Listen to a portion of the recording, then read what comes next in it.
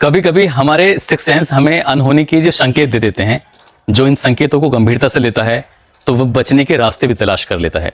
मगर कुछ लोग जब इन्हें गंभीरता से नहीं लेते हैं या बेफिक्र हो जाते हैं तो उनके साथ कई बार घटनाएं हो जाती हैं। आज की इस कहानी में भी कुछ ऐसा ही होता है। अनहोनी का संकेत तो मिला था मगर उसने उसे गंभीरता से नहीं लिया। आखिरकार उसके साथ एक ऐसी भयानक वारदात होती है कि जिसकी शायद उसने कभी कल्पना की होगी। आदाब, नमस्कार, सत श्री अकाल। मैं उस्मान सैफी। दोस्तों, आज की जो सच्ची घटना मैं आपको सुनाने जा रहा हूं, ये सच्ची घटना है हरियाणा प्रदेश के गुरुग्राम की। यहाँ का एक इलाका है राजेंद्र पार्क और ये घटना है 24 अगस्त की सुबह लगभग 5 बजे के आसपास। रिटायर्ड फौजी राव सिंह नजदीकी पुलिस स्टेशन पहुंचता है और जाकर कहता है कि उसने 5 मर्डर किए हैं। जैसे ही 5 मर्डर की सूचना पुलिस को मिलती है, पुलिस के रोंगटे खड़े हो जाते हैं। पुलिस सख्ते में आ जाती है। तत्काल प्रभाव से वायरलेस कर दिया जाता है और सभी पुलिस को अलर्ट कर दिया जाता है। पुलिस भारी बल के साथ वहां मौके पर पहुंच जाती है और जांच पड़ताल में जुट जाती है। दरवाजा खुलता है। फर्स्ट फ्लोर पर रिटायर्ड फौजी के बेटे यानी आनंद की पत्नी खून से लथपथ पड़ी हुई थी, जिसका नाम सुनीता यादव, उम्र लगभग 34 साल। इसके अलावा जो बाकी सब कमरे हैं बंद हैं और घर में 2 सदस्य अभी भी सो रहे थे। उनसे किसी ने कुछ नहीं कहा। पुलिस ने इनकी तलाशी लेने के बाद सभी कमरों की, उसके बाद फर्स्ट फ्लोर पर पहुंच जाती है और फर्स्ट फ्लोर पर जैसे ही सामने पहुंचती है तो कमरे के सामने किराएदार कृष्ण कुमार तिवारी की लाश पड़ी हुई है, जिसकी उम्र लगभग 45 साल थी। वह खून से बुरी तरह से लथपथ था और कुछ ही फासले से उसकी पत्नी अनामिका तिवारी की भी लाश पड़ी हुई थी। वो भी खून से लथपथ थी। शरीर पर चोट के भारी निशान थे। इसके बाद पुलिस ने अपनी जांच पड़ताल और शुरू की और एक कमरे के बराबर में लगभग 9 साल की जो किराएदार की बेटी थी सुरभि तिवारी और 3 साल की बेटी विधि तिवारी, वो भी पड़ी हुई थी। सुरभि तिवारी की मौत हो चुकी है लेकिन विधि तिवारी की सांसें चल रही थी। पुलिस ने एम्बुलेंस को बुलाया और तत्काल प्रभाव से उस 3 साल की बच्ची को उपचार के लिए हायर मेडिकल सेंटर रेफर कर दिया।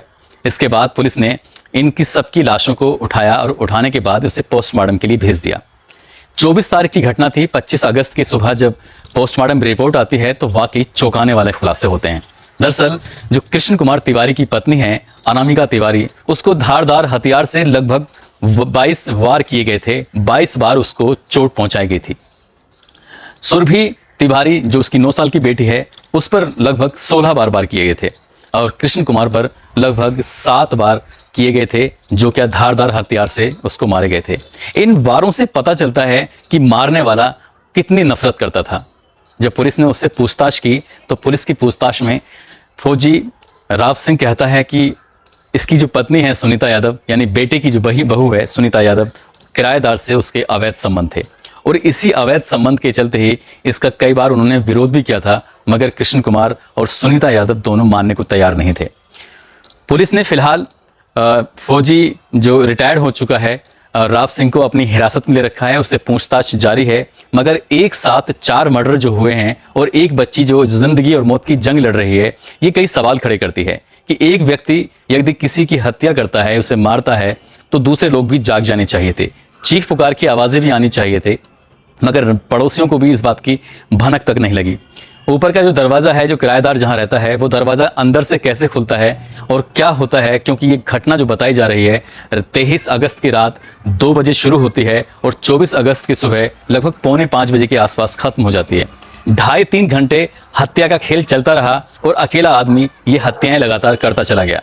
पुलिस के लिए कई सवाल हैं और कई जवाब अभी तलाशने बाकी हैं। पुलिस अभी किसी नतीजे पर नहीं पहुंची है यहाँ, लेकिन आपको ये बताते चलें कि रक्षाबंधन के दिन कृष्ण कुमार तिवारी अपनी पत्नी, बेटियों के साथ अपनी बहन के पास जाता है राखी बंधवाने के लिए। बातचीत जब होती है तो कहीं ना कहीं वो उदास था, परेशान था। तो उसका बहनोई उससे पूछता है कि कृष्ण जी, आप क्यों इतने उदास हैं, क्यों परेशान हैं? तब वो कहता है कि मेरे मकान मालिक से कुछ विवाद चल रहा है, पंगा हो रहा है। लेकिन उसने उस विवाद से बचने का कोई रास्ता नहीं तलाश किया और ना ही उसने पुलिस में जाकर कंप्लेंट की और ना ही पूरी बात उसने अपने बहनोई को बताई। काश कि वो अगर पूरी बात अपने बहनोई को बताता तो शायद ये वारदात नहीं होती। लेकिन एक और खास बात जो सामने आई है, जो रिटायर्ड फौजी है राव सिंह, इसे ट्री मैन के नाम से भी बुलाया जाता है। वो आसपास के इलाके में पेड़ लगाता है, वृक्ष लगाता है और लोगों को संकेत देता है, सचेत करता है कि आप भी पेड़ लगाया करो। एक रिटायर्ड फौजी इस भयानक वारदात को कैसे अंजाम दे सकता है, ये वाकई अभी भी एक सवाल बना हुआ है। दिलचस्प बात यह भी है कि जो फौजी का बेटा है आनंद, वो घटना से ठीक 2 दिन पहले राजस्थान में किसी मंदिर में दर्शन के लिए गया हुआ था। पुलिस उसके फ़ोन की लोकेशन तलाश कर रही है, उसके संबंध में भी जांच पड़ताल की कोशिश कर रही है। हो ना हो पुलिस को भी ये शक है कि इसमें फौजी अकेला नहीं है, बल्कि उसमें और भी लोग शामिल हो सकते हैं।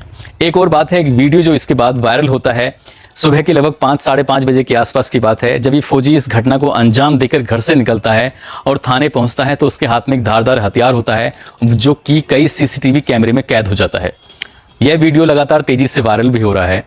पुलिस हर बिंदु को बारीकी से पड़ताल कर रही है ताकि इस घटना के संबंध में सही बात सामने आ सके और इस घटना में, इस वारदात में कितने लोग शामिल थे ये भी सामने आ सके। साथ ही पुलिस ने जो रिटायर्ड भी हिरासत में लिया है, पुलिस को शक जाहिर है कि इस हत्याकांड में उसकी रिटायर्ड फौजी की पत्नी शामिल थी।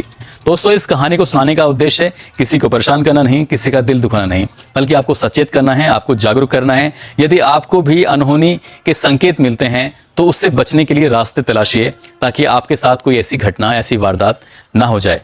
आप अपना ख्याल रखें, सुरक्षित रहें। जय हिंद, जय भारत।